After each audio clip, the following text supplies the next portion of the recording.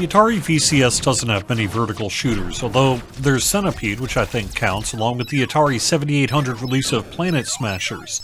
And Antstream Arcade and other cloud services have some options as well, including Galaga, Space Invaders, and Xevious. Still, it's great to fill in the gaming genre slots in Atari OS, and Popcorn Rocket is a tough but fun, modern retro arcade shooter with a family-friendly, silly story and look, and a multi-layered shooting strategy. It's excellent, even if its lower budget nature is sometimes visible and its conversations go on a bit long. The name's Colonel, leader of the Popcorn Rocket. Your favorite mercenaries for hire in delivering buttery popcorn goodness to a galaxy near you. You're a filthy popcornian! They're easy to skip. The game's power-ups and secondary weapon mechanics elevate the game to one of the best of the year on the VCS, and Popcorn Rocket is probably in the top 50% in terms of the overall VCS library. The hardest part of Popcorn Rocket might be the first level, in that you don't have power-ups and you're taught challenging mechanics like missiles that follow you and bullets with long deadly cloud trails.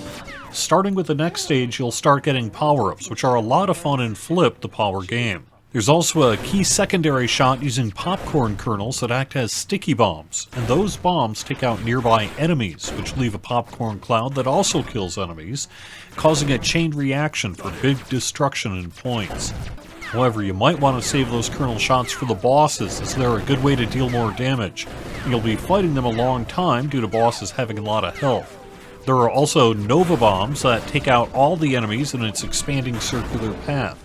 Due to the need for 3 buttons with regular access, the classic joystick is not supported. As makes sense with its arcade roots, once you lose a life you start back without power-ups, and that's where the game options come in.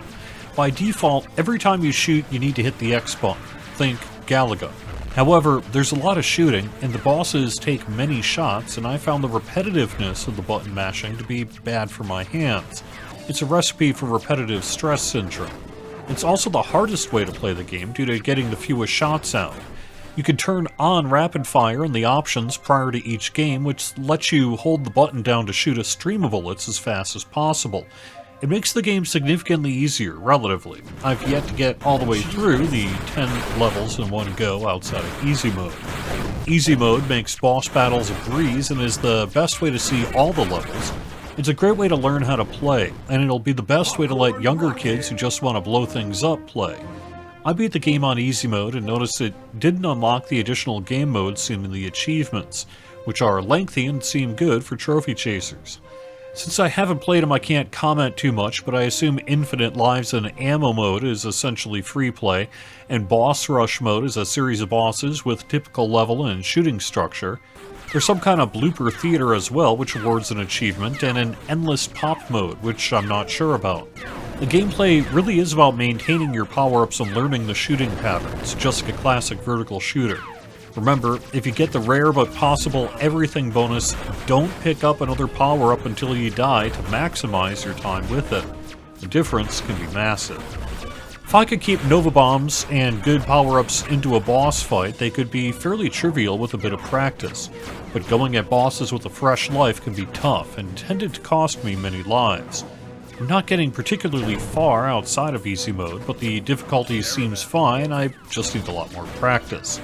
The vertical shooter gameplay is excellent and the graphics are fun. There's a lot of dialogue to listen to, read, and eventually skip through, but thankfully getting back into the action is easy with the menu and back buttons. There are a lot of pun-based jokes about food and people not remembering that Colonel's a Colonel. I found myself pretty quickly wanting to skip it, although there were good moments. The voice work is a bit mixed, but fine to good, and you can turn off voice audio in the settings to quickly get through the screens.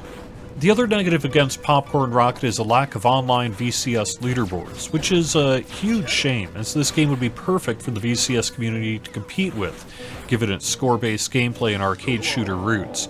Hopefully leaderboards happen in the future.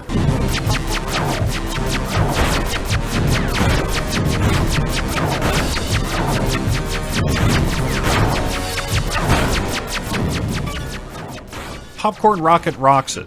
Just like Popcorn, there's a lot of variety, the gameplay's explosive, the kernel chains pop, and the graphics and overall presentation keep the game from getting stale. Okay, lots of popcorn jokes. Captain Colonel will be so upset. Thanks for watching. I'll have more game reviews in the coming weeks, including a look at the side-scrolling 7800 shooter Dragon's Havoc and the exciting September release of Yars Rising on the VCS, which looks like it might be really good. Subscribing gets these videos in your feed, and liking helps spread this video to others on their home screens. Have fun!